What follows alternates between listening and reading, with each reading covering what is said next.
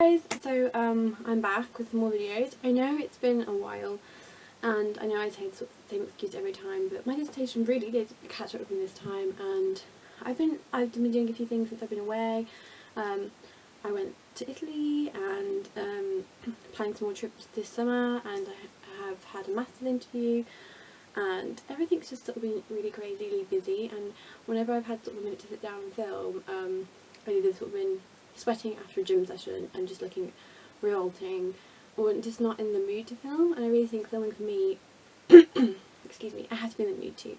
Without further ado, let's get cracking. So the first book I read, and I read this sort of halfway through March, and it'll come as no surprise to anyone who's watched this channel for a long time, is Lady Midnight by Cassandra Clare. I love the Shadowhunter world. I started reading the Immortal Instruments when I was about 16, so about 6 years ago now, and I have been waiting, like everyone, for this to come out. This went above and beyond my expectations. I really think Cassandra Clare's a writer that she definitely improves time after time on her writing. I prefer the characters of Emma and Julian actually to Jason Clary. I think the dynamic suits them better and stuff like that, and I love how Emma's quite a feisty character.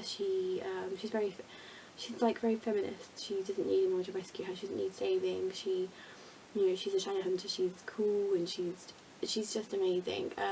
So this takes place in a different institute altogether, and we're sort of with Emma Carstairs and Julian Blackford, and essentially they're sort of, I think they're about 5 or 6 years younger than Jason Clary, so they're sort of around 16, 17, 18. Can't exactly remember, and they are investigating the death of Emma's parents in connection with sort of some more deaths that have been occurring recently. And it's really great because in the institute there's Emma, and she's sort of been adopted by the Blackthorn family, who are this big family. It's like, kind of reminded me of the Weasley family. There's like about 5 or 6 of them, and it's just really lovely. It's so nice to see that, because whilst like Isabel and Max, there's like such a different dynamic in the Blackthorn family, and I think it's really sweet to read about and watch, and I can't wait for the next book to come out of this. I don't want to give spoilers away in this video, but I will do like a spoiler review of it and what I thought and the twists and the turns and the plots. So if you haven't read it, or you haven't picked up anything by Cassandra Clare, then please go do check this book out, because I really feel like this is the best book she's published.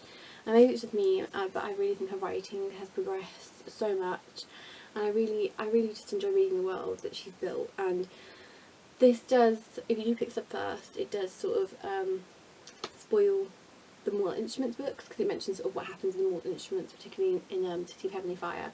But I would very recommend this to sort of anyone who can handle a huge 600-page book.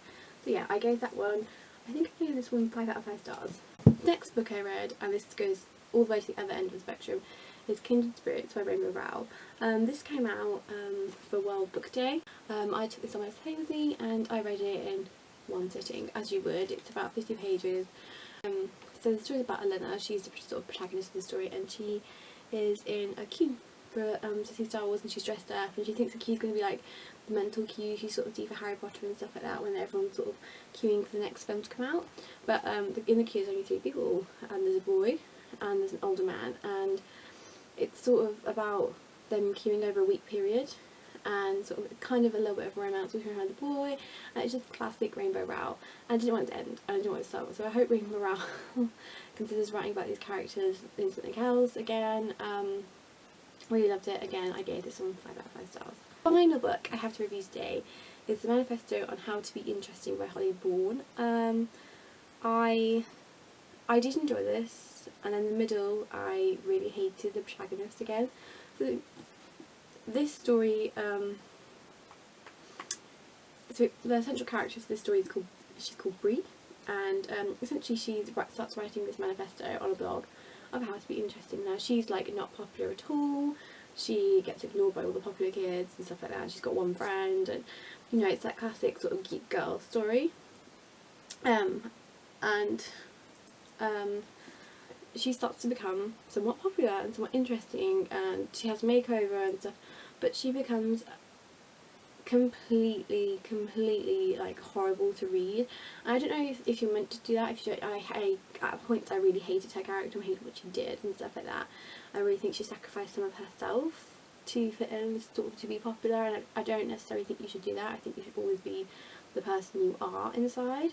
And yeah, I liked the resolution at the end of the book, and she didn't necessarily get everything she wanted, but I just didn't like, I don't know, and I really think it's something you have to read. If I just felt like it was sort of calmer what happened to her, without spoiling it. I gave this one 3 out of 5 stars. I'm currently reading How Hard Can Love Be by Holly Bourne. I went to a Feminism in YA event last week with my sister, and we picked up sort of 3 Holly Bourne books because we both like the sound of them. So yeah, this one I prefer much more to the Manifesto. So hopefully sort of my star rating will go up, but I hate rating the stars. But yeah, so those are the books I've read recently. Not many, not a lot. I'm off for Easter, but I still have my dissertation's due just after Easter, so it's due in about 2 weeks' time now. And I've just sort of been trying to read of an evening to sort of wind down a little bit without sort of watching too much TV and stuff like that. So yeah, if you've read any of these books or any more by Holly Bourne and you want to let me know about them, then just let me know below in the comments.